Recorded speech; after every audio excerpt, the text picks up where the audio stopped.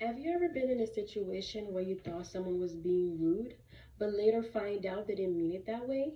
Well, that's exactly what happened to me when I first came to the United States from Haiti. I noticed neighbors did not talk to each other as much. At first, I thought that seems a little rude because back home, neighbors are like family. They talk to each other, they greet one another, they help each other out when they're stressed. They even go as far as knocking on your door and asking for a food item that they are missing just so they don't have to go back to the store. So that's where I really thought people don't like each other here. Later, I realized people are not being rude, but that's just how the culture is in America. But why? What causes most misunderstanding between people from different culture? Today, I want to talk to you about how culture differences in communication can cause misunderstanding and how those differences can help us connect better. My hypothesis is that most misunderstanding between culture happen because we expect every culture to communicate the same way we do instead of understanding where everyone comes from. According to communication in the real world, whenever we meet someone, we naturally both notice the similarity in differences. But often it's the differences that stood out the most to us. These differences lead to communication trouble because we start placing people in group and out group based on what we perceive. When this happens, we react based on stereotype instead of who they really are. This is why misunderstanding happens so often in different cultures. We should try to understand where others are coming from and how they shape the way we communicate. In my group discussion, one of the assignment we worked on was danger of a single story. During the discussion, one of my classmates explained how sometimes people don't approach her because of her face expression.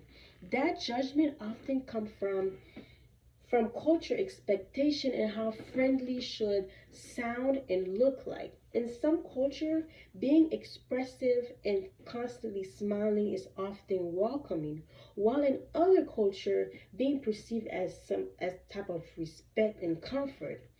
This story made me realize how easy it is for people to misinterpret someone's intention where we don't understand their background. When people assume she's upset without understanding her background or personality, it created a barrier that prevent real connection from happening. You know, communication across culture isn't as simple as we think. Ingrid Holm, in her article, in interracial communication, explained that gesture, fixed expression, and even eye contact can mean different things depending on culture norms. When we judge people by our expectation, ev- it created a barrier without us even realizing it. Holm emphasizes that curiosity, active listening, and respect differences are the key to connect across cultures. In conclusion, misunderstanding between culture often happen not because we are trying to be rude, but because we all expect everyone to communicate the same way. However, communication is shaped by where we come from around the world and what culture teaches us. I would like to leave you with this interesting thought. What would this world be like if we all stopped and tried a little harder to understand each other's culture before thinking the worst of everything? Maybe then communication with one another wouldn't separate us, but instead bring us together. Everyone culture is unique, and taking the time to understand one another will bring us together. Thank you.